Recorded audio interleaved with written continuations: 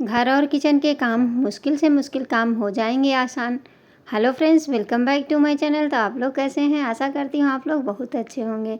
तो हम आज आप लोगों के लिए लेकर के आए हैं चिमटे में रबड़ लगाते ही हो जाएगा कमाल। तो चलिए देर ना करते हुए हम शुरू करते हैं। सबसे पहली टिप्स जो कि हमारी बहुत ही यूजफुल है। क्या होता है, हम सभी के घर में जो कांच के गिलास होते हैं तो इनकी कल धीरे धीरे करके शाइनिंग चली जाती है। तो इनको हम किस तरह से साफ़ करें जो कि ये बिल्कुल नए रहें और इसमें चमक भी बनी रहे। तो ये छोटी सी टिप्स है लेकिन ये बहुत ही यूज़फुल है। इसको आप लोग एक बार ज़रूर यूज करना। तो इस तरह से एक कटोरी ले लीजिए, कोई भी कटोरी ले लीजिए, इसमें डाल दीजिए जो हमारा नमक होता है, नमक को डाल दीजिए। अब ये नमक से इतने अच्छे से शाइनिंग आएगी आपके आंखों के सामने, आप लोग देखते रहिए जिस तरह से मैं साफ़ कर रही हूँ। अब एक ढक्कन इसमें विनेगर डाल देना है, वाइट वाला। वाइट विनेगर डाल करके इस तरह से इसको मिक्स कर देना है। फिर इसे हमें कुछ नहीं करना, अब इस हाथों की सहायता से इसको पूरे पे लगा देना है। बस इसे हमें लगा देना है और लगाने के बाद देखिए, लगाते ही लगाते आप देख रहे हैं कितने अच्छे से शाइनिंग आ रही है। इसमें इतनी चमक आ जाती है कि आपके गिलास एकदम नए जैसे हो जाते हैं। तो देख सकते हैं फ़र्क आपको दिखेगा। अभी आपको सारे गिलास धुल के हम फिर दिखाएंगे। तो इस तरह से देखिए पीछे में कितना गंदगी लग जाती है। यही होता है कि धीरे धीरे ये इसकी शाइनिंग बिल्कुल चली जाती है। तो टिप्स छोटी सी है लेकिन ये बहुत ही काम की है। इस तरह से आपके कांच के कोई भी बर्तन हो आप साफ़ कर सकते हैं। ना आपको रगड़ना पड़ेगा, ना तो इन्हें घिसना पड़ेगा। तो देखिए सारे पे हमने लगा दिया है। अब चलिए इसको हम पहले धुल लाते हैं, उसके बाद में आपको दिखाते हैं कि ये गिलास हमारे कितने अच्छे से साफ़ हो चुके हैं। तो ये देखिए, देख सकते हैं आप कितने अच्छे से इनमें शाइनिंग आई है। ये गिलास हमारे बिल्कुल चमक गए हैं। इसी तरह से आप अपने कांच के बर्तनों को चमका सकते हैं, चाहे कटोरी हो या ग्लास हो या कोई और चीज़ हो। जैसे कोई मेहमान आते हैं तो सबसे पहले हम लोग कोल्ड ड्रिंक या पानी इसी में देते हैं। तो ये जब साफ़ सुथरे होते हैं तो देने में भी अच्छा लगता है। तो आशा करती हूँ ये टिप्स आप लोगों को ज़रूर पसंद आएगी।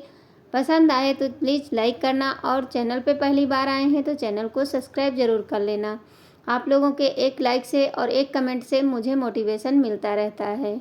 बढ़ते हैं नेक्स्ट टिप्स की तरफ, जो कि हमारी चिमटे में रबड़ लगाना क्यों आवश्यक है। क्योंकि जब हम चिमटे हमारे जो होते हैं तो इस तरह से ये फैले फैले होते हैं, तो इसकी वजह से बहुत ज़्यादा जगह लगती है। जैसे कहीं भी हैंग करो तो इस तरह से ये बाहर की तरफ फैले रहते हैं। तो इसके लिए आप क्या करिए, ये पतली वाली एक रबड़ ले लीजिए जो रबड़ बैंड होती है और इसको 2-3 बार घुमा करके आप लगा दीजिए। फिर इसको कहीं भी हैंग करेंगे तो ये देखिए कितने अच्छे से ये हैंग हो जाएगा और बिल्कुल भी जगह नहीं लेगा।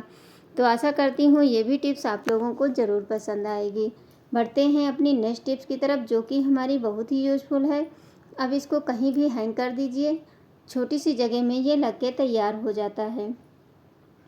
तो जैसे कि क्या होता है, ये हमारी लौंग हो या छोटी छोटी चीज़ें जो होती हैं इस तरह की पॉलीथीन में आती हैं, तो इनको अगर हम एक में डब्बे में रखेंगे तो ये सारी मिक्स हो जाती हैं। तो इसके लिए आप क्या करिए, पन्नी के दोनों कोने पकड़ लीजिए और इस तरह से इसको राउंड राउंड करते चले जाइए। फिर इसको धीरे से दबा करके इसकी सारी लेयर एयर निकाल दीजिए और उसके बाद में फिर से इसको इसी तरह लपेट करके और फिर एक गांठ लगा दीजिए, जिससे कि आपकी जो सामान है ये अलग अलग रहेगा और जब भी आपको निकालना हो तो आसानी से आप उसको निकाल सकते हैं, एक में मिक्स नहीं होगा।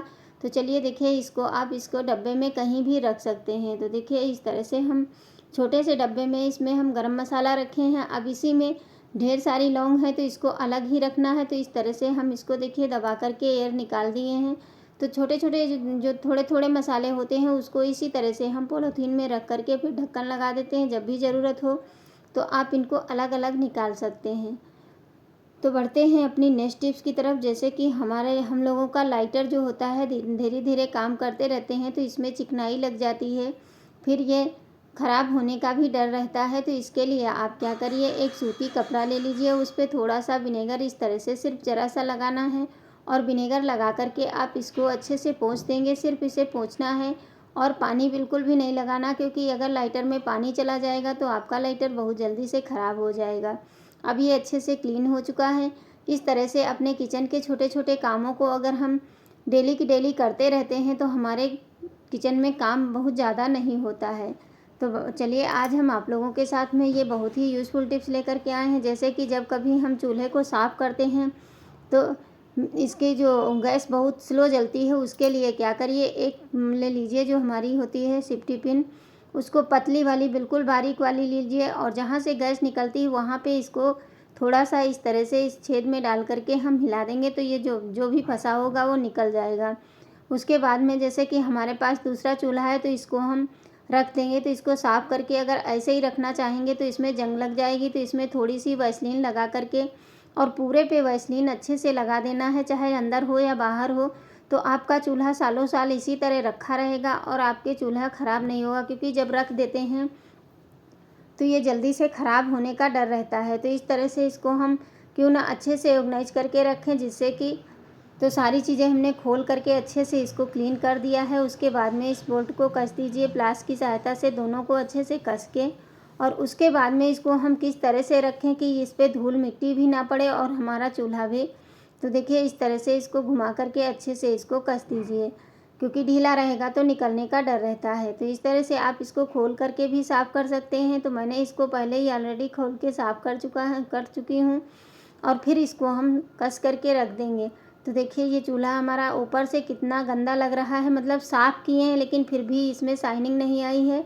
तो इसके लिए आप वैसलीन को लगा करके कपड़े से इस तरह से पूरे पे लगा दीजिए। इससे क्या होगा, आपका चूल्हा चाहे जितना पुराना हो जाए, सालों साल पुराना होता है, फिर भी आपका चूल्हा एकदम नया जैसा रहेगा। ये हमारा कम से कम नहीं तो 5-6 साल का चूल्हा हो चुका है, लेकिन इसको हम इसी तरह से इसकी बराबर केयर करते रहते हैं तो इसकी वजह से हमारा चूल्हा एकदम नया जैसा है। अब इसको हमें यूज में हम दूसरा लाते हैं, इसीलिए इसको हम अच्छे से रख देंगे ताकि जब भी कभी आवश्यकता पड़े तो इसको हम निकाल करके यूज कर सकते हैं।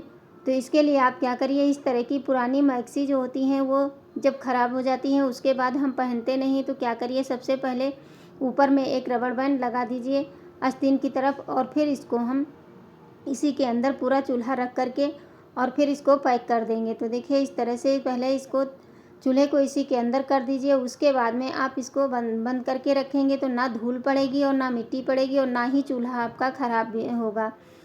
तो टिप्स मेरी छोटी सी है, लेकिन ये बहुत ही काम की है कि आपके पास अगर एक्स्ट्रा चूल्हा है तो उसकी आप इस तरह से रखेंगे तो आपका चूल्हा कभी भी ख़राब नहीं होगा। और जब कभी बाहर जा रहे हो तो इस तरह से इसको बांध करके रख दीजिए और जब आएँ तो आपका चूल्हा एकदम साफ़ सुथरा मिलेगा।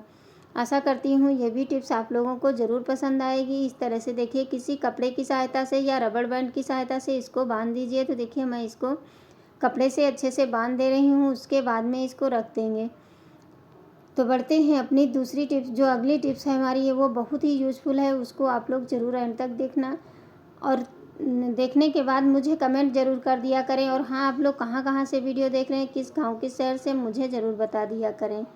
मुझे बहुत अच्छा लगता है कि मेरी वीडियो कहाँ तक पहुँच रही है। अब ये जो नमक का पानी हमारा बचा था, नमक और विनेगर, इसको आप क्या करिए, अपने जो सेल्फ होता है उसके ऊपर ये डाल दीजिए किचन स्टोव पे। तो ये जितनी भी इसमें जैसे कि इसकी भी शाइनिंग धीरे धीरे पत्थर की जाने लगती है, तो इसको हम क्लीन करते हैं। तो इसी को डाल करके पूरे पे सिर्फ फैला देना है। उसके बाद में कपड़े को गीला करके अच्छे से और फिर बाद में इसको पोंछ देंगे। तो देखिए कितने अच्छे से क्लीन हो जाता है। कितना भी गंदा हो आप इस तरह से साफ़ करेंगे तो देखिए कितने अच्छे से ये क्लीन हो चुका है। तो फिर सूखे कपड़े से इसको पोंछ दीजिए। छोटी छोटी टिप्स होती हैं लेकिन हमारे काम को ये बहुत ही आसान कर देती हैं। आशा करती हूँ आज की टिप्स आप लोगों को ज़रूर पसंद आई होगी। पसंद आए तो लाइक करना। मैं फिर इसी तरह की टिप्स के साथ आऊँगी।